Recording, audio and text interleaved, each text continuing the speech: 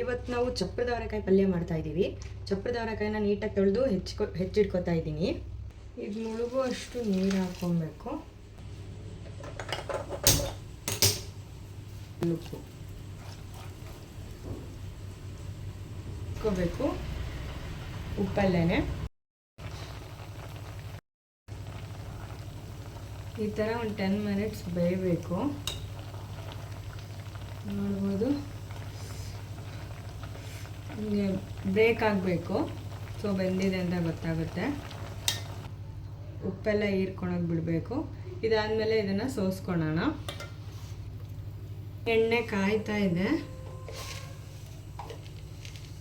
So ಸಾಸಿವೆ, ಜೀರಿಗೆ,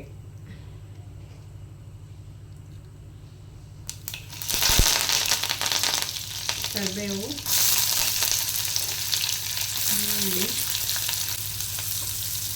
already ನಾವು ಉಪ್ಪು ಹಾಕಿದ್ವಿ ಚಪ್ರದ ಅವರೆಕಾಯಿಗೆ.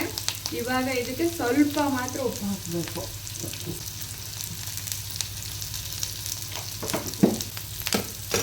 ಆವಾಗಲೇ ಬೇಯಿಸಿ ಇದನ್ನು ಸೋಸ್ಕೊಂಡಿದ್ದೀನಿ.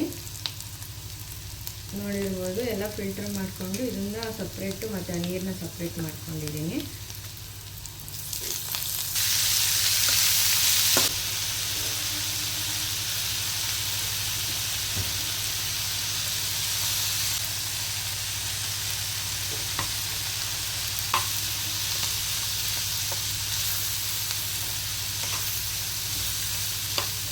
ಚಪ್ರದ ಅವರೆಕಾಯಿ ಪಲ್ಯ ರೆಡಿ.